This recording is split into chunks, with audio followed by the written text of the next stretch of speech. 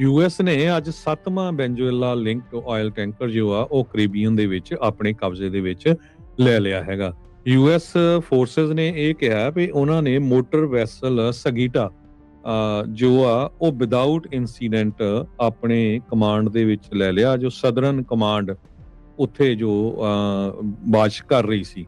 ਸੋ US ਦਾ military operation Latin America ਦੇ ਵਿੱਚ large scale ਦੇ ਉੱਤੇ ਚੱਲ ਰਿਹਾ ਹੈਗਾ।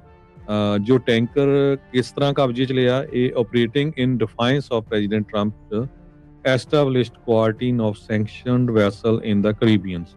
ਇਹ ਵੈਨਜ਼ੂਏਲਾ ਤੋਂ ਹੀ ਜਾ ਰਿਹਾ ਸੀ। ਸੋ ਅਨਕਲਾਸੀਫਾਈਡ ਪਿਕਚਰਸ ਵੀ ਇਹਦੀਆਂ ਆ ਰਹੀਆਂ। ਥੋੜੇ ਸਮੇਂ ਪਹਿਲਾਂ ਹੀ ਇਹ ਜਿਹੜੀ ਖਬਰ ਰਿਲੀਜ਼ ਕੀਤੀ ਗਈ ਹੈਗੀ ਆ।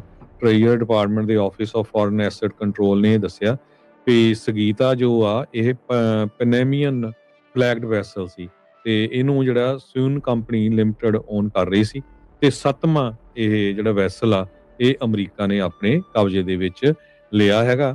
ਦਸੰਬਰ 10 2025 ਤੋਂ ਬਾਅਦ ਇੰਨੇ ਜਿਹੜੇ ਆ ਉਹ ਆਪਣੇ ਕਬਜ਼ੇ ਦੇ ਵਿੱਚ ਲੈ ਗਏ ਹੈਗੇ ਆ। ਤੇ ਪਿਛਲੇ ਦਿਨਾਂ ਦੇ ਵਿੱਚ ਟਰੰਪ ਉਹਨਾਂ ਨੇ ਇਹ ਵੀ ਕਿਹਾ ਸੀ ਵੀ ਜਿਹੜਾ ਪਹਿਲਾ ਵੈਸਲ ਸੀ ਜਿਹਦੇ 'ਚ ਤੇਲ ਜਾ ਰਿਹਾ ਸੀ ਉਹ $500 ਮਿਲੀਅਨ ਵਰਥ ਸੀਗਾ।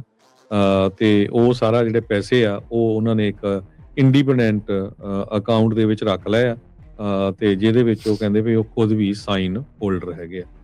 ਜੀ